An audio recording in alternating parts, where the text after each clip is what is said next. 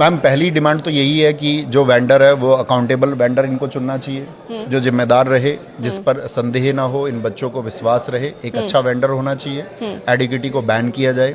दूसरा, बच्चे की टेक्निकल जितने भी ग्लिचेस हैं आपका एग्जाम देते समय वो दूर हों।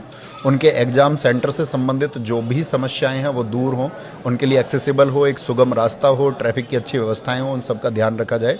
और जो लोग वहाँ एग्जाम को कंडक्ट करा रहे हैं वो प्रशिक्षित लोग हों, वो लोग जानते हों कि एग्जाम कैसे कराया जाता है, उनको इस सब के बारे में जानकारी होनी चाहिए ताकि बच्चे का वो बहुत अच्छे से मनोबल बढ़ा करके उसको हेल्प कर पाएँ, एक कि उसको ऑड फील ना हो। मैम वहाँ पर एक तो हमारी डिमांड ये है। एक हमने आपको बताया सबसे बड़ी बात है कि एसएससी के लिए एक एडवाइजरी बोर्ड उनको बनाना चाहिए, एक सलाहकार मंडल बना करके वो बहुत सारी चीज़ों को हल कर सकते हैं। ठीक है।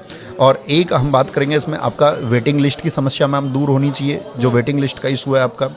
और रॉन्ग क्वेश्चन एक इशू है सबसे बड़ा कि गलत क्वेश्चन आएंगे तो बच्चे उसके लिए पे नहीं करेंगे। और क्योंकि मैम गलत क्वेश्चन करते समय बच्चे का एग्जाम में जो टेम्परामेंट वो चेंज हो जाता है, उसका संयम खो जाता है, उसकी वजह से बहुत सारी गड़बड़ियां होती है। और प्लस में आप उससे पैसा और ले रहे हो, बल्कि आपको तो उसके लिए बच्चे को कंपनसेशन देना चाहिए कि हम लोगों ने गलत क्वेश्चन दे दिया, इस समय पर आपका जो मेंटल टेम्परामेंट है वो चेंज हो गया होगा, आपको बड़ी गड़बड़ आई होगी। ठीक है। एक एग्जाम सेंटर्स मैम चाहे चॉइस ज़्यादा हो, आपका एग्जाम सेंटर चाहे तो 3 से आपका 5 भरा ले, लेकिन बच्चे की चॉइस से दे जहाँ वो जा सकता है, क्योंकि वो उन्हीं को चुनेगा। ठीक है। बच्चे के साथ सेंटर पे किसी तरह का दुर्व्यवहार नहीं होना चाहिए। टेक्निकल ग्लिचेस के बारे में हम आपसे बोल चुके हैं। और जैसे मैम सबसे बड़ा इशू एक ये भी है कि किसी एग्जाम का अभी फॉर्म निकला, जैसे कि मान के चलिए आपका एसएससी सीजीएल का फॉर्म निकला, अब एसएससी सीजीएल की ज्वाइनिंग नहीं हुई है और दूसरे फॉर्म आ गए, तो पहले ज्वाइनिंग हो जाए, दूसरे फॉर्म तब आए सब लोगों के, क्योंकि वो नहीं तो बार बार रिपीट करता रहता है, बच्चा एग्जाम को देता रहता है, उसकी जॉब को और कोई लोग लेते रहते हैं हमेशा।